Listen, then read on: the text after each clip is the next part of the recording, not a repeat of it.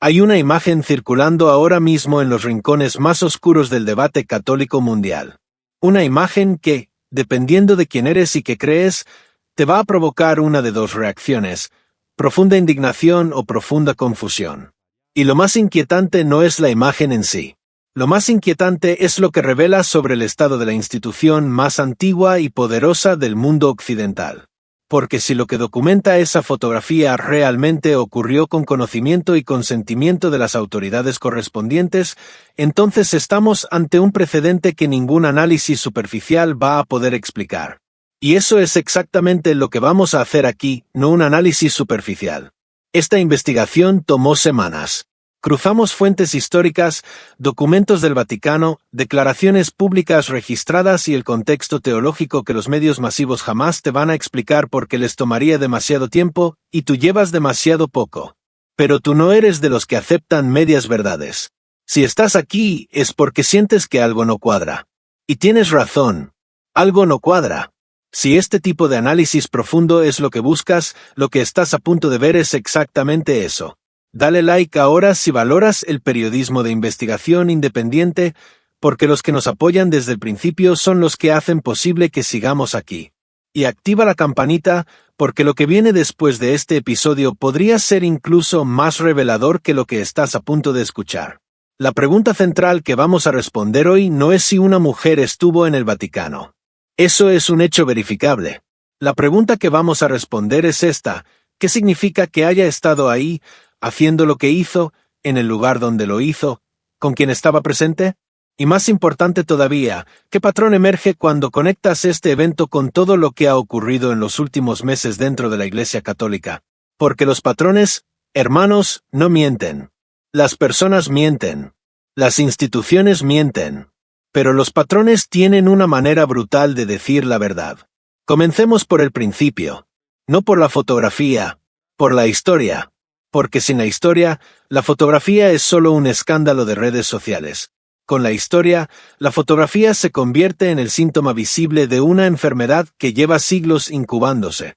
Existe una fractura en el mundo cristiano que muchos creyentes contemporáneos asumen como algo dado, algo que siempre existió, algo natural.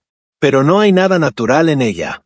Esa fractura tiene fecha de nacimiento, tiene nombre y apellido, y tiene una historia que es tan mundana, tan terrenal, tan ajena a cualquier impulso espiritual que resulta casi imposible de creer cuando la escuchas por primera vez.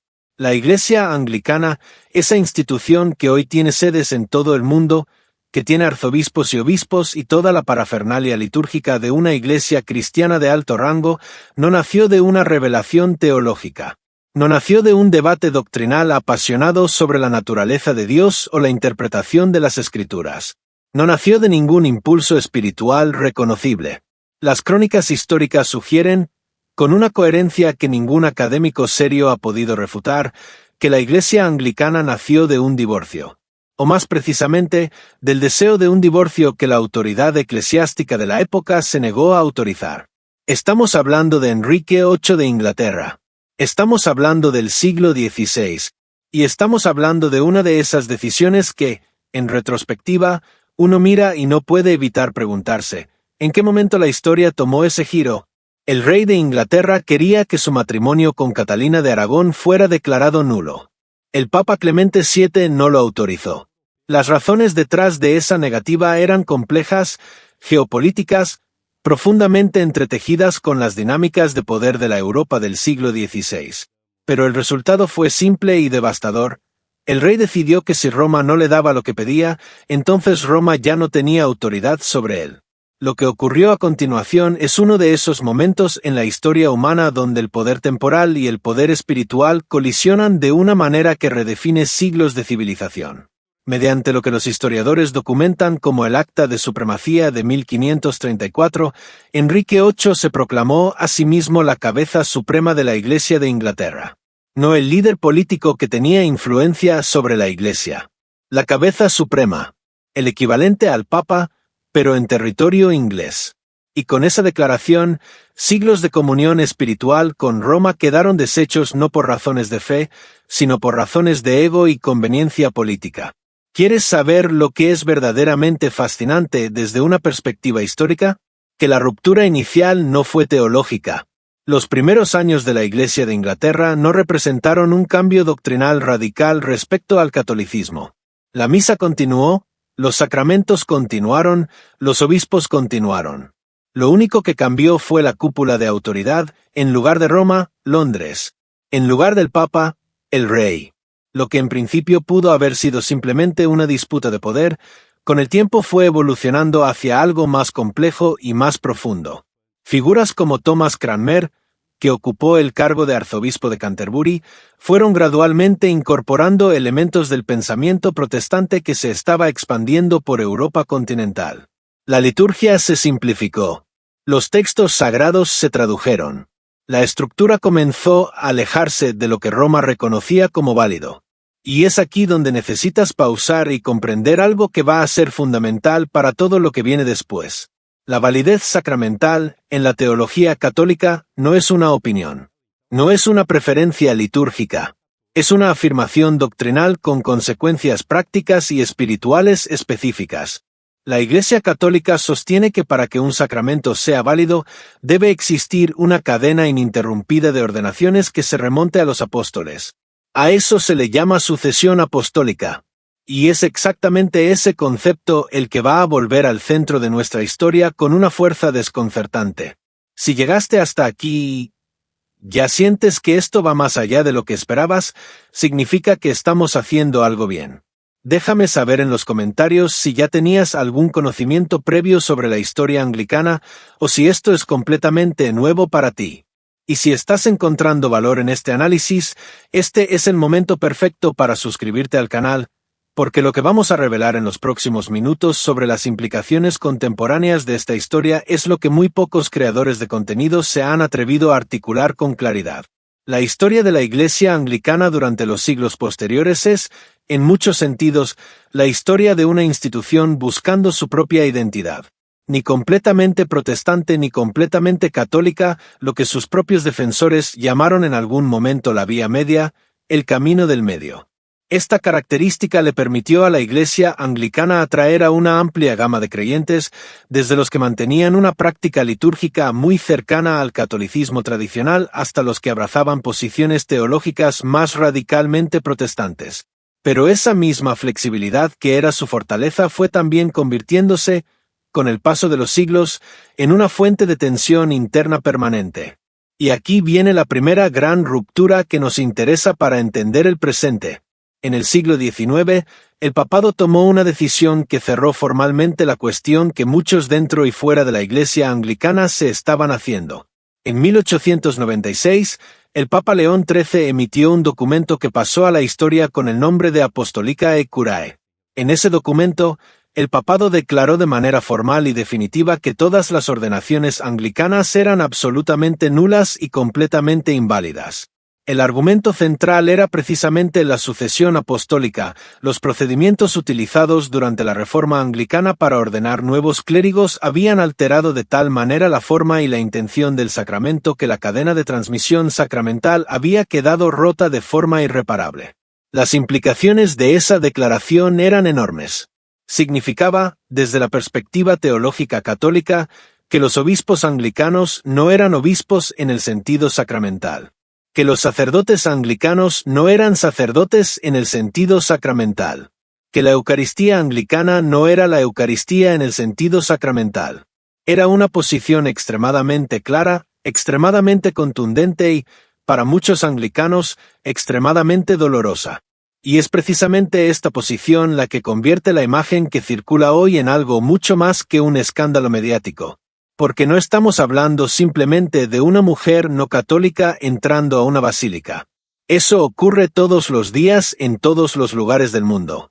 Estamos hablando, según registros disponibles en fuentes como Vatican News y medios especializados en información eclesiástica, de una figura que se identifica como obispa de una iglesia que la doctrina católica considera carente de ordenación válida, realizando en la Basílica de San Pedro, sobre la tumba del apóstol Pedro, lo que ella misma identificaría como una bendición desde su autoridad episcopal. Y de un obispo católico presente en esa escena que habría recibido dicha bendición. Permíteme que te dé un momento para que eso aterrice completamente.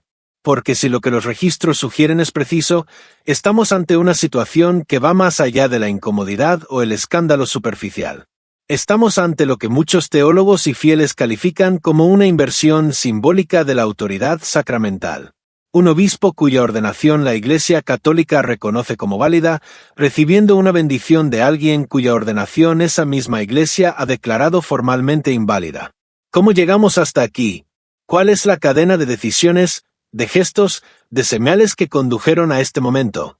Eso es lo que vamos a desmantelar ahora, capa por capa.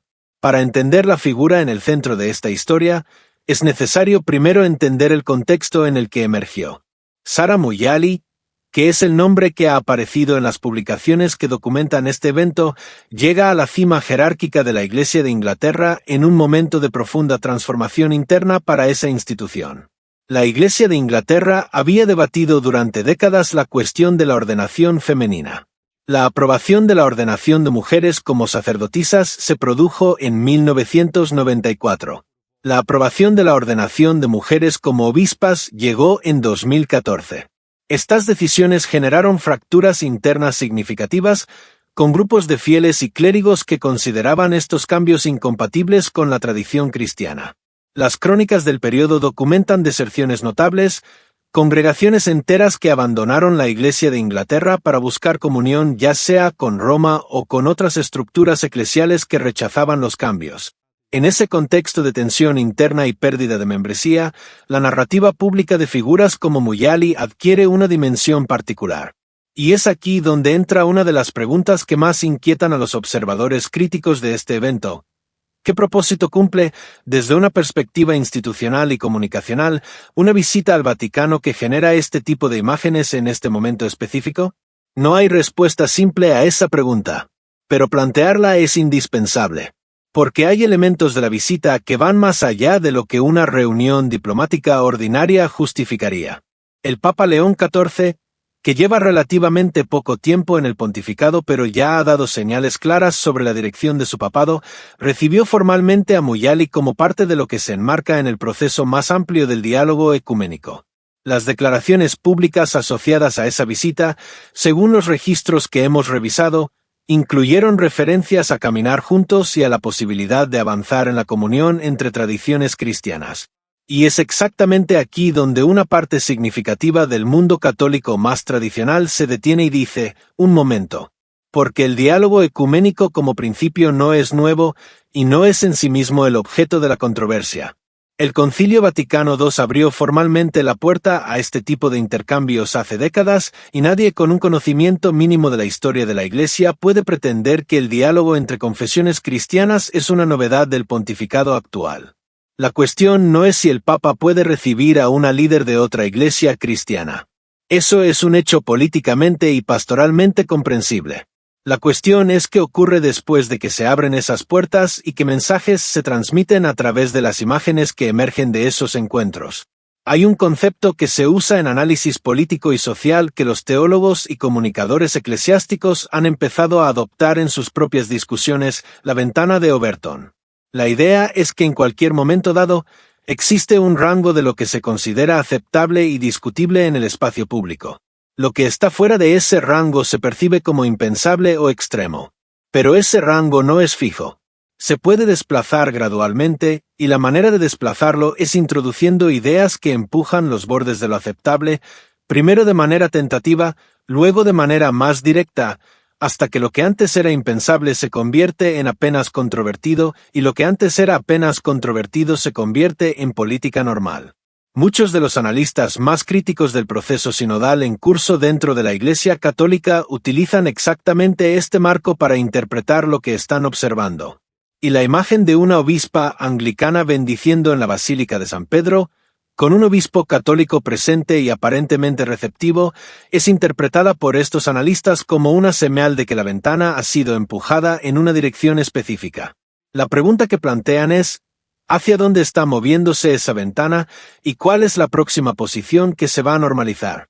Antes de continuar, quiero hacer una pausa aquí porque creo que la profundidad de esta parte del análisis merece un momento de reflexión. Si lo que estamos describiendo te resulta familiar, si reconoces en esto el patrón que has visto en otras instituciones que se han transformado gradualmente en algo irreconocible desde sus fundamentos, deja un comentario abajo. Y si eres de los que piensan que estoy exagerando, también deja tu perspectiva. El debate real es exactamente lo que hace que este tipo de análisis valga la pena. Pero antes de opinar, escucha el siguiente bloque, porque lo que viene ahora es lo que más raramente se discute en los análisis de este evento. El problema con el escándalo de la imagen no es únicamente teológico. Tiene una dimensión psicológica y pastoral que raramente aparece en los debates y que es quizás la más importante. La Iglesia Católica, como cualquier institución que ha sobrevivido milenios, no funciona únicamente a través de su doctrina escrita. Funciona a través de sus símbolos, sus rituales, sus espacios sagrados y la claridad de los mensajes que esos símbolos, rituales y espacios transmiten a sus fieles. Cuando un espacio como la Basílica de San Pedro, que representa el punto más alto del simbolismo territorial de la Iglesia Católica, el lugar donde según la tradición están los restos del apóstol sobre cuya roca el propio Jesús declaró que edificaría su iglesia. Cuando ese espacio se convierte en escenario de una acción que muchos fieles consideran incompatible con la doctrina oficial, el efecto no es solo teológico. El efecto es psicológico, es emocional, es pastoral. Existe una palabra en el vocabulario eclesiástico que describe con precisión lo que este tipo de eventos produce en los fieles: escándalo. Y en la tradición teológica, escándalo no significa simplemente algo que causa indignación o disgusto. Significa una acción que causa que otros tropiecen en su fe, que causa que otros abandonen la práctica religiosa o pierdan la claridad sobre lo que su fe significa. En ese sentido técnico y preciso, la imagen en cuestión reúne todos los elementos que la tradición define como escandalosa. Y aquí es donde la historia se complica de maneras que muchos no esperarían. Porque la narrativa que emerge de estos eventos no afecta únicamente a los católicos tradicionales que se sienten directamente ofendidos. Afecta también a aquellos que están en el otro extremo del espectro, los que se alejaron de la Iglesia anglicana precisamente porque no aceptaban la ordenación de mujeres como obispas, los que consideraban ese desarrollo incompatible con la tradición cristiana y que ahora observan a la figura que representa exactamente eso en el nivel más visible posible de la Iglesia Católica siendo recibida con una calidez que ellos mismos no siempre encuentran cuando intentan acercarse a Roma. Existe una paradoja profunda en todo esto, y es importante articularla con precisión. La Fraternidad de San Pío X, una organización que durante décadas defendió la celebración de la misa en su forma anterior al Concilio Vaticano II, pasó años buscando regularización canónica con Roma. Su camino hacia esa regularización fue complejo, debatido, plagado de tensiones. Y sin embargo, los análisis disponibles sugieren que esa organización, que defiende posiciones que la Iglesia Católica en principio reconoce como parte de su propia tradición, encontró más dificultades para sentarse en ciertos espacios que figuras que representan tradiciones que la Iglesia Católica ha declarado formalmente inválidas. Esto no es un juicio moral. Es una observación sobre patrones institucionales que resulta difícil de ignorar cuando se hace el análisis con honestidad intelectual. ¿Qué nos dice sobre las prioridades de una institución la forma en que distribuye su acceso, su atención y su energía diplomática? Hay otro ángulo de esta historia que ha recibido relativamente poca atención pero que plantea preguntas razonables sobre la dinámica interna del Vaticano en este momento. El proceso sinodal que ha ocupado una parte significativa de la energía institucional de la Iglesia Católica en los últimos años es, en su esencia, un experimento en gobernanza eclesial. La idea es que la Iglesia aprenda a escuchar más voces, a incorporar perspectivas diversas en su proceso de toma de decisiones, a caminar junto a sus fieles en lugar de simplemente dictar desde la cúpula. Hay quienes ven en este proceso una renovación genuina y necesaria. Hay quienes ven en él una amenaza a la claridad doctrinal. Y hay quienes, quizás más inquietantemente, ven en él un proceso que produce mucho movimiento y muy pocas direcciones claras.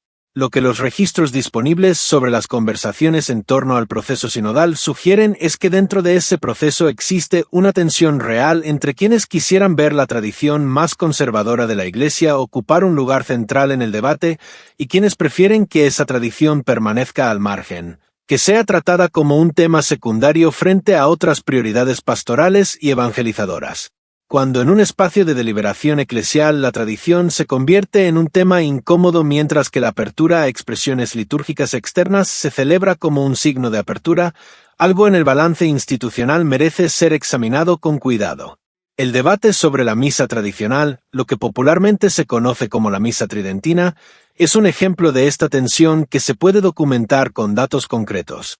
El documento Traditionis Custodes, emitido en 2021, no prohibió universalmente la celebración de la misa en su forma anterior, pero entregó a los obispos locales una discrecionalidad que muchos han ejercido de maneras que los devotos de esa forma litúrgica describen como restrictivas. Hay diócesis en distintas partes del mundo hispanohablante, desde Costa Rica hasta México, donde la celebración pública de la misa tradicional enfrenta restricciones significativas. Los fieles que valoran esa forma de celebración a veces deben moverse hacia comunidades específicas, a veces fuera de sus parroquias de origen, para acceder a ella. Y mientras eso ocurre, mientras ese debate interno se desarrolla con todas sus tensiones y sus consecuencias pastorales para comunidades de fieles que simplemente quieren celebrar su fe en la forma que les resulta más sagrada y más conectada con la historia de la Iglesia, el Vaticano recibe a una obispa de una tradición que la misma Iglesia Católica ha declarado formalmente inválida y le permite desarrollar lo que muchos describen como un acto litúrgico dentro de su espacio más sagrado. Esta contradicción no la están inventando los críticos más apasionados. Esta contradicción está ahí, en los registros disponibles, esperando ser leída por cualquiera que se tome el tiempo de hacer el ejercicio de comparación que la mayoría de los análisis rápidos no se molestan en hacer. ¿Qué pasa por la mente de un fiel ordinario cuando se enfrenta a esta serie de informaciones? ¿Qué efecto tiene en alguien que ha dedicado su vida a la práctica de su fe, que ha educado a sus hijos en los principios que la Iglesia Católica ha enseñado durante siglos, que ve en esa institución no solo una organización religiosa, sino la custodia de verdades que considera absolutas? La respuesta no es uniforme.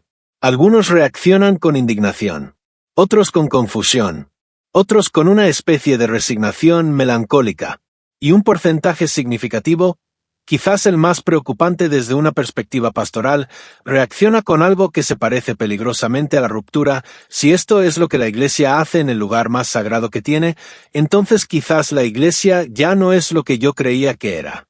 Ese razonamiento, aunque comprensible, es exactamente el tipo de consecuencia que los que se preocupan por la salud de la Iglesia temen.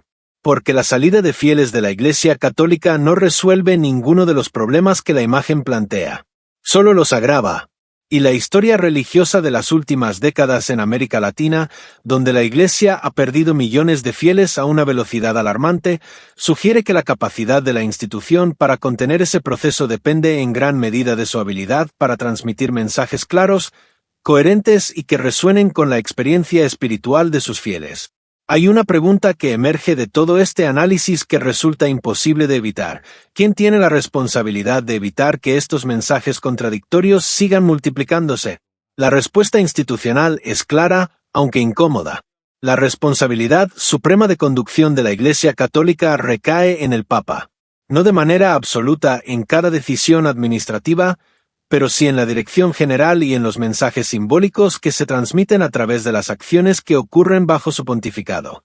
Y esto coloca al Papa León XIV en una posición que exige, según muchos de los observadores más serios de la vida eclesial, una claridad que hasta ahora ha estado ausente en relación a este evento específico. El nombre que el actual Papa eligió, León XIV, es en sí mismo una señal. Los papas que eligen un nombre están haciendo una declaración sobre cuál es el legado que se proponen continuar. León XIII, cuyo pontificado a finales del siglo XIX produjo documentos de una claridad doctrinal notable, incluyendo el mencionado Apostolicae Curae que declaró inválidas las ordenaciones anglicanas, representa un estilo de papado marcado por la firmeza doctrinal y la disposición a tomar posiciones definidas incluso cuando esas posiciones generaban tensión con poderes externos a la Iglesia. Muchos de los que observan con preocupación el desarrollo del pontificado actual esperan que el nombre elegido sea efectivamente una hoja de ruta y no simplemente un gesto.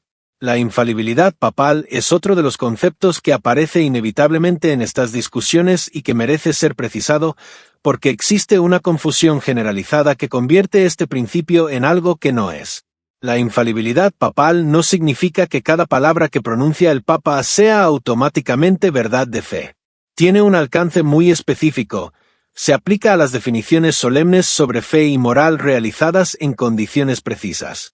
Las conversaciones informales, las entrevistas, los gestos, las decisiones pastorales ordinarias, todo eso ocurre en el plano de la autoridad ordinaria, que es ejercida por un ser humano que puede cometer errores. Reconocer eso no es una falta de respeto al papado. Es entender cómo funciona la institución según su propia doctrina. Lo mismo aplica al cónclave y al papel del Espíritu Santo en la elección papal. Las reflexiones de figuras como el Papa Benedicto XVI sobre este tema son iluminadoras. Hay una asistencia del Espíritu Santo en el proceso, pero esa asistencia no elimina el libre albedrío de los electores.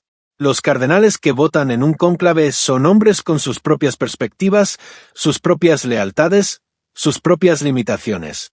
El resultado de su votación es el resultado de ese proceso humano, asistido pero no determinado por lo divino. Entender esto hace posible hablar con honestidad sobre el pontificado actual sin caer en ninguno de los dos extremos igualmente improductivos, la deferencia ciega que impide el análisis crítico necesario o el rechazo total que ignora la legitimidad institucional. Hay otra dimensión de esta historia que conviene explorar porque aparece de manera recurrente en los análisis más profundos del momento actual de la Iglesia, la cuestión de las influencias externas. No es un secreto que la Iglesia católica ha sido, a lo largo de su historia, objeto del interés de poderes seculares de distintos tipos. La historia de las relaciones entre Roma y los poderes políticos europeos, por ejemplo, es una historia de influencias recíprocas que dura siglos. La idea de que fuerzas externas a la Iglesia puedan tener interés en la dirección que toma esa institución no es una teoría de conspiración, es una observación básica sobre cómo funciona el poder en el mundo. Lo que sí requiere cuidado es el salto desde esa observación básica hasta afirmaciones específicas sobre actores concretos. Los que analizan la influencia de distintas corrientes filosóficas y organizaciones en las dinámicas eclesiales contemporáneas a veces cruzan la línea entre el análisis documentado y la especulación. Es importante distinguir entre lo que los registros disponibles muestran y lo que las teorías sugieren. Hay suficiente en los registros disponibles para plantear preguntas serias sin necesidad de recurrir a afirmaciones que no pueden ser verificadas. Lo que sí puede afirmarse con base en lo documentado es que la Iglesia Católica contemporánea está navegando tensiones internas muy reales entre distintas visiones de lo que la Iglesia debe ser y hacia dónde debe dirigirse. Esas tensiones no son el resultado de una conspiración exterior, aunque fuerzas exteriores puedan tener interés en influir sobre su resolución. Son el resultado de décadas de debate interno, de los cambios producidos por el Concilio Vaticano II y sus interpretaciones sucesivas, de las transformaciones culturales de un mundo que ha cambiado radicalmente en el último siglo y que plantea a la Iglesia desafíos genuinamente difíciles. El problema no es que la Iglesia intente hablar a ese mundo. El problema, según sus críticos más serios, es cuando el intento de hablar al mundo se convierte en la adopción del lenguaje del mundo de maneras que diluyen la especificidad del mensaje que la Iglesia existe para transmitir. Y es en ese espacio de tensión donde el evento que hoy estamos analizando se inscribe de manera más significativa. Volvamos a la imagen, porque al final, todo lo que hemos analizado hasta ahora converge en esa fotografía específica. Una mujer vestida con las vestimentas episcopales de la Iglesia anglicana. Un obispo católico a su lado. La cripta de la Basílica de San Pedro como escenario.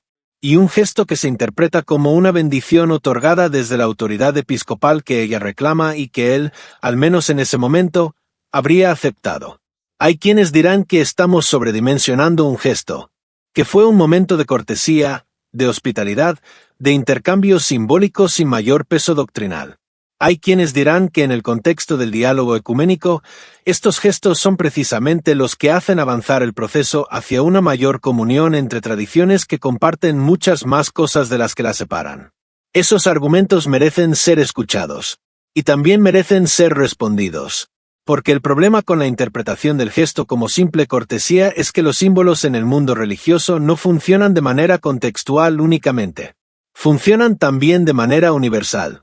Una imagen de un obispo católico recibiendo una bendición de una obispa anglicana en la Basílica de San Pedro no es interpretada exclusivamente por los teólogos que conocen todos los matices del contexto. Es interpretada por millones de fieles en todo el mundo que ven esa imagen y sacan sus propias conclusiones. Y las conclusiones que sacan no son todas igualmente precisas ni igualmente benévolas para la claridad doctrinal que la Iglesia dice querer mantener. Existe en la comunicación institucional un principio básico que dice que el significado de un mensaje no lo determina el emisor, lo determina el receptor. Lo que importa no es solo la intención de quien realiza el gesto, sino lo que ese gesto comunica a quienes lo observan. Y cuando lo que observan es una inversión del orden sacramental que ellos mismos comprenden como parte fundamental de su fe, el mensaje que reciben no es el de apertura ecuménica bienvenida. El mensaje que reciben es de confusión sobre qué es realmente sagrado y que tiene realmente autoridad. ¿Puede el Papa corregir eso? Sí. ¿Lo hará? Esa es la pregunta que miles de fieles en todo el mundo están haciéndose en este momento. Y la respuesta que llegue, o la ausencia de respuesta, va a ser en sí misma un mensaje sobre la dirección de este pontificado. Antes de llegar a la sección final de este análisis, quiero hacer una pausa para hablarte directamente. Si llevas este tiempo con nosotros es porque eres el tipo de persona que no se conforma con el titular, que quiere el contexto, que quiere la historia completa. Y eso es exactamente lo que este canal existe para darte. Si aún no estás suscrito, hazlo ahora. Si esta investigación te resultó valiosa, el like es la manera más simple de decírselo al algoritmo para que más personas como tú puedan encontrarla. Y si tienes perspectivas que añadir a este análisis, los comentarios están abiertos. Vamos al cierre, y es aquí donde las cosas se ponen verdaderamente complejas, porque la pregunta final no es sobre el evento que ocurrió. La pregunta final es sobre lo que viene después. Las profecías y advertencias que distintas figuras a lo largo de la historia de la Iglesia han formulado sobre periodos de confusión interna no son el centro de nuestro análisis aquí. Lo que sí es el centro de nuestro análisis es la dinámica ad Aquiemendebel que estamos observando. Y esa dinámica sugiere que el evento de la obispa en la Basílica de San Pedro no es un hecho aislado. Es un punto en una línea que incluye otros eventos, otras imágenes, otras decisiones que, tomadas individualmente, podrían parecer anécdotas, pero tomadas en conjunto forman un patrón que es mucho más difícil de ignorar. Existe en la Iglesia Católica contemporánea una conversación sobre el sacerdocio femenino. No es una conversación que haya llegado a ninguna conclusión doctrinal definitiva, pero es una conversación que existe, que se lleva a cabo en distintos espacios con distintos grados de visibilidad y que tiene defensores que no siempre son figuras marginales, sino que en algunos casos ocupan posiciones de influencia en la estructura eclesial. La pregunta de si las mujeres podrían ser ordenadas como diaconisas, o en algún momento como sacerdotisas, o como obispas, no es una pregunta que la doctrina actual de la Iglesia responda con un sí. Pero tampoco es una pregunta que el estado actual del debate eclesial haga imposible de seguir planteando. En ese contexto, ¿qué efecto tiene una imagen que muestra a una mujer en vestimentas episcopales bendiciendo en la Basílica de San Pedro con la aparente complicidad de un obispo católico?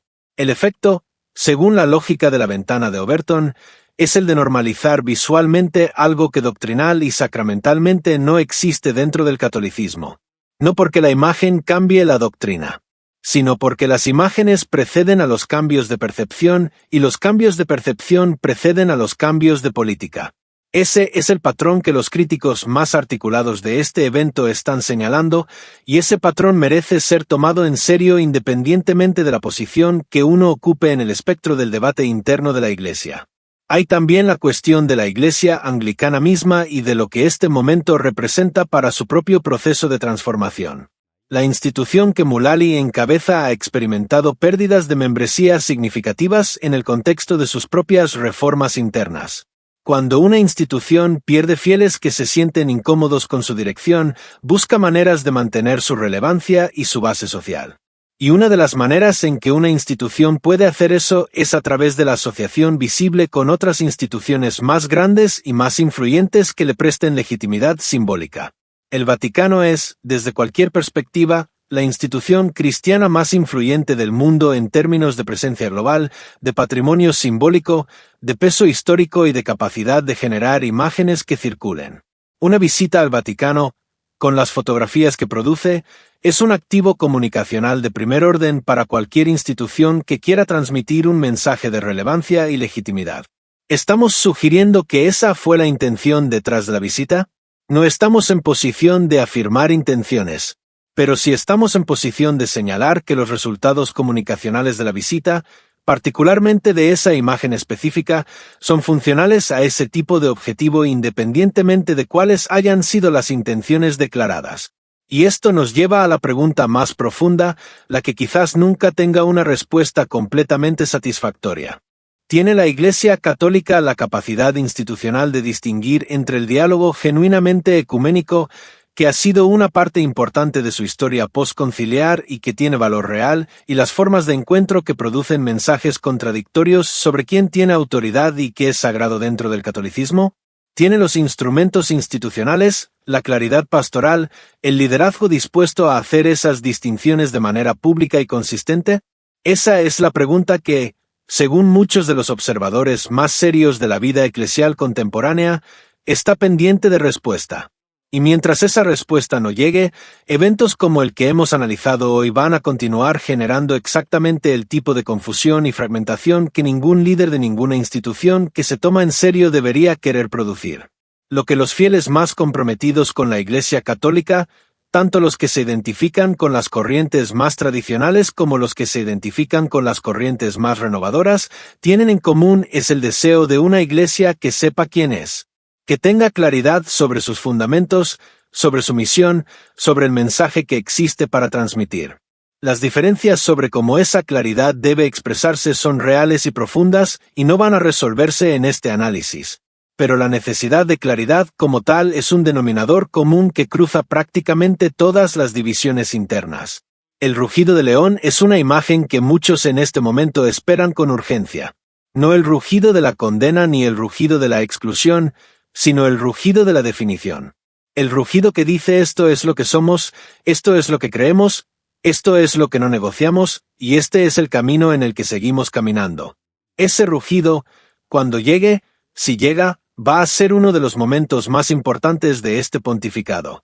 Hasta entonces, lo que los fieles pueden hacer es exactamente lo que las fuentes más serias de la espiritualidad católica siempre han propuesto como respuesta a los momentos de crisis institucional: formarse, orar, hablar con verdad y caridad, ejercer los derechos que el propio derecho canónico les reconoce de expresar sus preocupaciones con respecto a la vida de la Iglesia, y no abandonar la institución precisamente cuando más necesita la presencia de los que están comprometidos con su misión más profunda. Porque al final, la Iglesia Católica no es el edificio de la Basílica de San Pedro. No es la imagen que circula en las redes. No es ninguna de las figuras que hemos analizado hoy, incluido el Papa. Es la comunidad de los fieles que, a través de siglos de historia, con todas sus luces y todas sus sombras, ha intentado mantener viva una promesa. Y esa comunidad, con todas sus fracturas y sus tensiones y sus debates, sigue siendo más grande que cualquier escándalo, más profunda que cualquier imagen, más antigua que cualquier pontificado. Lo que hemos analizado hoy es un síntoma. Los síntomas importan porque señalan algo más profundo. Pero el diagnóstico definitivo y el tratamiento corresponden a una conversación mucho más larga, mucho más seria y mucho más urgente que ningún vídeo de YouTube puede reemplazar. Lo que sí puede hacer este tipo de análisis es contribuir a que esa conversación ocurra con la información, el contexto y la honestidad intelectual que merece. Si llegaste hasta aquí, ya sabes más sobre este tema que el 90% de las personas que han compartido la imagen sin entender lo que están compartiendo. Comparte este vídeo con alguien que quieras que entienda el contexto completo. Suscríbete si quieres seguir recibiendo este nivel de análisis. Y en los comentarios, cuéntanos, ¿cuál fue el punto de todo lo que discutimos hoy que más te impactó o que más preguntas te dejó? Porque las preguntas que dejan los análisis honestos son exactamente lo que mantiene viva la conversación que necesitamos tener. Hasta el próximo episodio. Que la paz del análisis honesto y la búsqueda sincera de la verdad sean siempre el camino.